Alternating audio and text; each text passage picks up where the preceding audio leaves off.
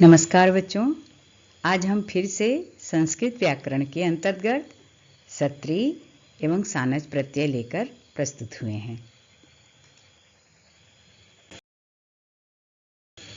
तो आप सभी जानते हैं कि हम सब भी यहाँ पर कृत प्रत्यय पढ़ रहे हैं और कृत प्रत्यय के अंतर्गत बहुत सारे प्रत्यय आते हैं, जैसे त्वा, तुमुन, कत, कत्वतु, सत्री एवं सानज। तो कृत प्रत्यय का मतलब है कि ये सारे प्रत्यय धातु से मिलकर बनते हैं, यानी इनका प्रयोग सदैव धातुओं के साथ ही होता है। और ये जो दोनों प्रत्यय हैं, ये हमारे वर्तमान काल में चल रही क्रियाओं का बोध कराती हैं। यानी इन दोनों प्रत्ययों का महत्वपूर्ण कार्य है कि यह वर्तमान काल में चल रहे कार्य का बोध कराती है।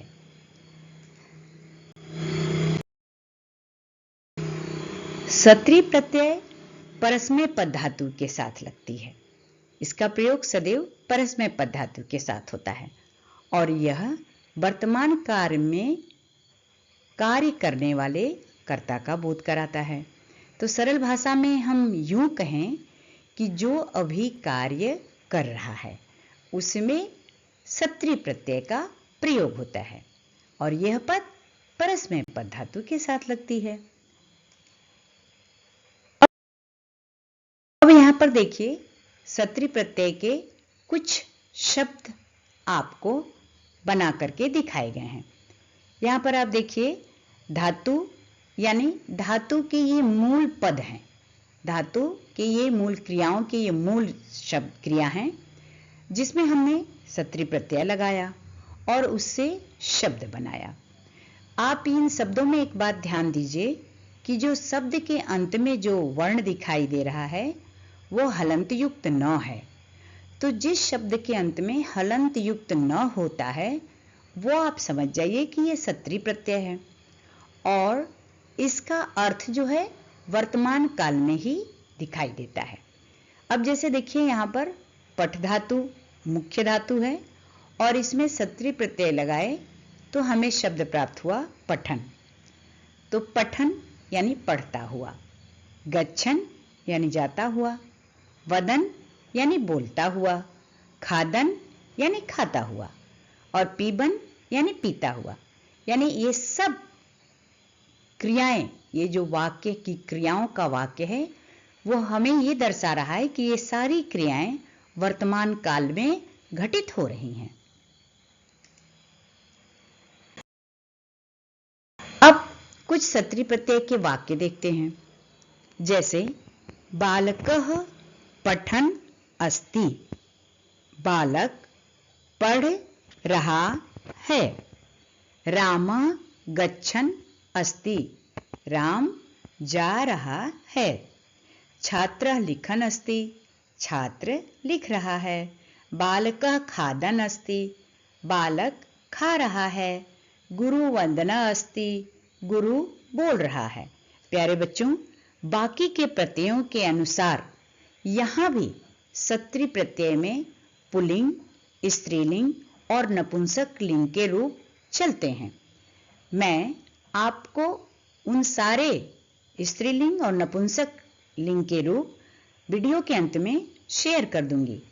जैसे एक उदाहरण समझते हैं कि यहाँ पर बालकः पठन् अस्ति, तो यहाँ पर अगर स्त्रीलिंग रहता तो पठन के जगह पर हम लिखते पठन्ति, यानी बालिका पठन्ति अस्ति, बालिका पढ़ रही है। तो इस प्रकार से इनका भी पुल्लिंग, स्त्रीलिंग और नपुंसक लिंग रूप चलता है।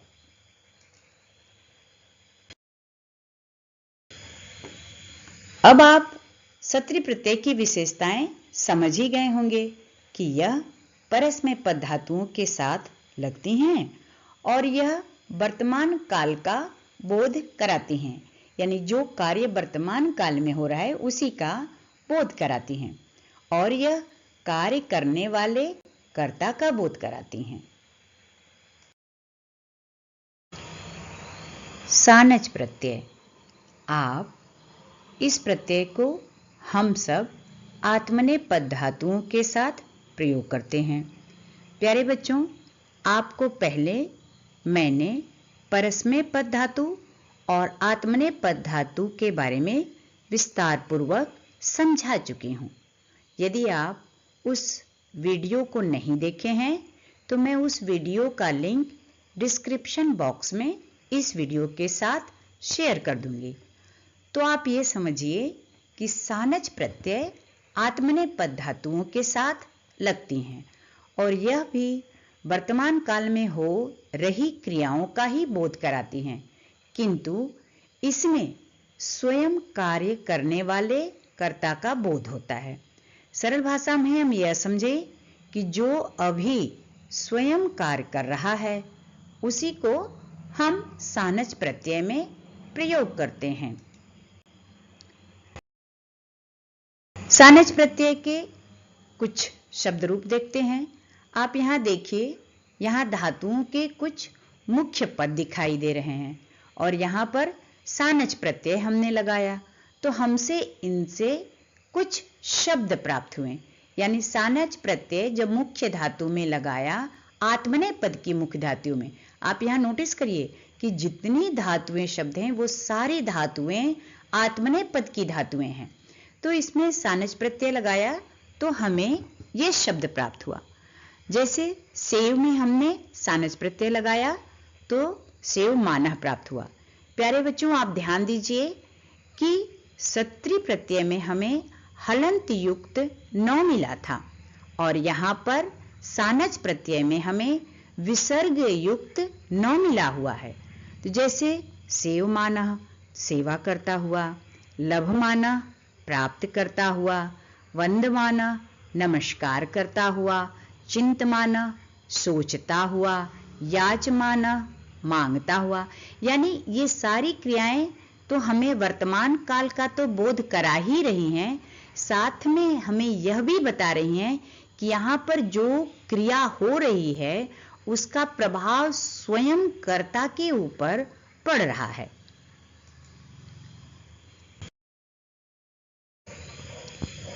अब हम सानच प्रत्यय के कुछ वाक्य देखते हैं। जैसे बालकः सेवमानः अस्ति, बालक सेवा कर रहा है। भिक्षुकः याचमानः अस्ति, भिक्षुक याचना कर रहा है यानी भिक्षा मांग रहा है। विद्यार्थी लभमानः अस्ति, विद्यार्थी प्राप्त कर रहा है। जनः वंदमानः अस्ति, मनुष्य नमस्कार कर रहा है। साधु भासमाणः अस्ति, साधु बोल रहा है। प्यारे बच्चों, यहाँ भी सानच प्रत्यय में भी पुल्लिंग, स्त्रीलिंग और नपुंसक लिंग के रूप चलते हैं। यहाँ पर पुल्लिंग का वाक्य बना हुआ है। यदि इसे स्त्रीलिंग में वाक्य बनाना हो तो सेवमानः के स्थान पर सेवमानम हो जाएगा स्त्रीलिंग में। जैसे बालिका सेवमानम अस्ति, यानी बालिका सेवा कर रही है।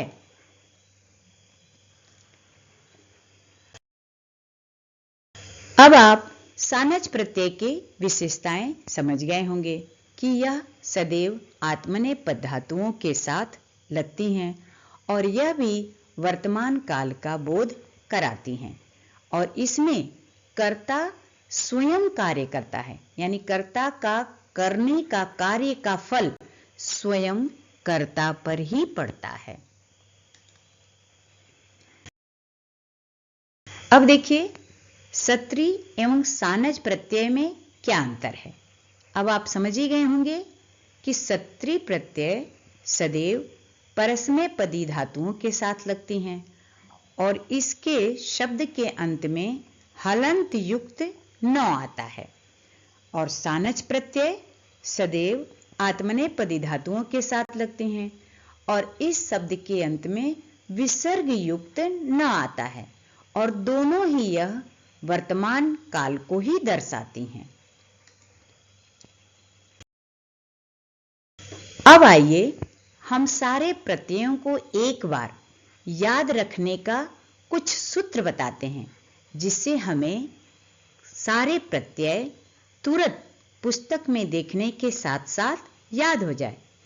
कत प्रत्यय यानी उसका अर्थ होता है काम पूरा हो गया, और उसकी पहचान होती है तह ता तम, यानी जिस शब्द के अंत में तह ता तम आए तो आप वहां समझ जाइए कि वहां करत प्रत्यय लगा हुआ है। जैसे कृतः, गतः, लिखितः, दृष्टः। तो आप ये ट्रिक अपना लीजिए कि कत का मतलब होता है हुआ। अब कत्वतु, उसमें वान शब्द आए यानी काम करने वाला आए। जैसे कृतवान यानी स्वयं किया, जो जिसने किया। गतवान, पठितवान, लिखितवान। तो यहां पर आपका याद करने का ट्रिक क्या है कि शब्द के अंत में आपको वान देखना है और उसका अर्थ समझना है कि वही कार्य करने वाला है।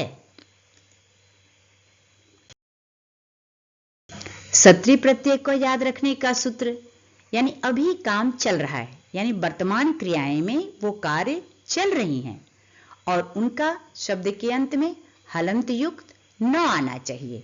तो आप ये ट्रिक रख सकते हैं कि ये परस्मय पदी धातुओं के साथ लगती हैं और इसका अर्थ होता है रहा है, यानी वर्तमान काल में दिखाई देता है, और हलंत युक्त न है।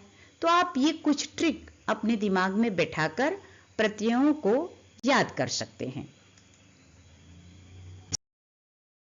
सानच प्रत्यय यानी इसमें मानह यानी विसर्ग के साथ न आया है और मान लगा है। आप देखिए वान और मान का अंतर देखिए, किसमें वान था और किसमें मान था। ये चीज जो आप अपने दिमाग में थोड़ा बैठाने का प्रयास करिए। यहां देखिए सेवमानः सेवा कर रहा है, भासमानः बोल रहा है, मानः माणा मानम दिखाई देगा। तो आप समझ जाइए कि ये सानच प्रत्यय है और ये सदैव आत्मनेपदी धातुओं के साथ ही लगती हैं। अब देखिए चारों प्रत्ययों को हमने एक साथ भी मिलाकर कुछ एक सूत्र देने का प्रयास किया है ताकि आपको एक नजर में कुछ हद तक याद करने में सहायक हो सके। जैसे कत तो हुआ, कार्य पूरा हुआ। कतवतु वान यानी जिसने कार्य किया। क्षत्रि हलंत युक्त न यानी कार्य कर रहा है। सानच यानी मानह यानी स्वयं कार्य कर रहा है। ये वान हलंत युक्त और ये मान विसर्ग युक्त। तो प्यारे बच्चों, मैंने पूरी कोशिश की है कि आपको प्रत्यय एक झलक में, एक ट्रिक में याद हो जाए।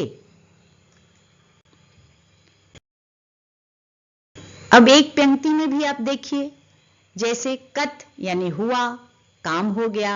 वान यानी जिसने किया।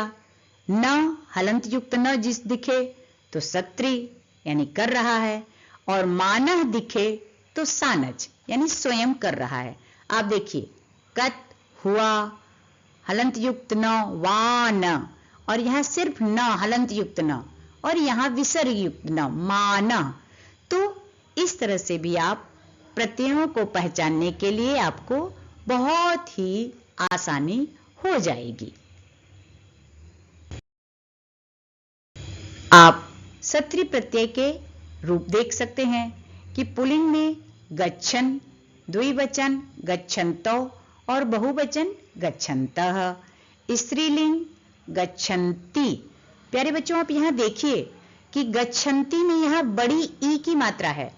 लट लकार प्रथम पुरुष बहुवचन में भी गच्छन्ति होता है, लेकिन वहां पर बड़ी ई की मात्रा नहीं होती है, वहां पर छोटी ई की मात्रा होती है।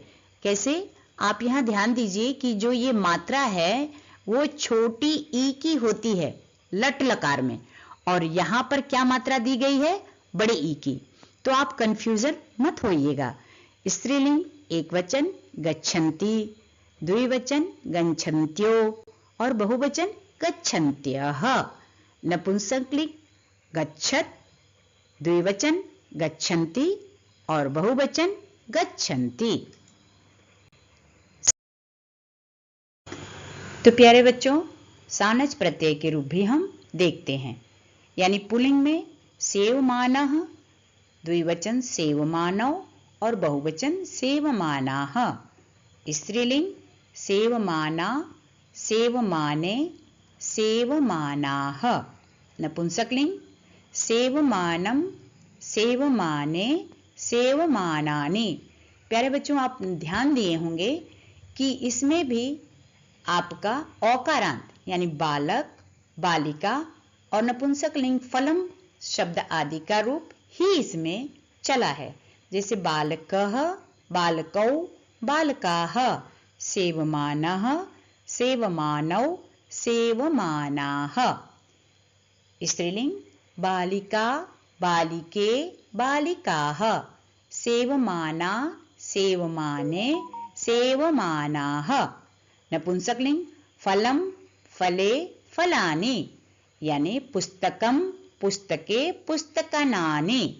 तो यहाँ पर भी आप देखिए वही रूप इन तीनों में भी चला है।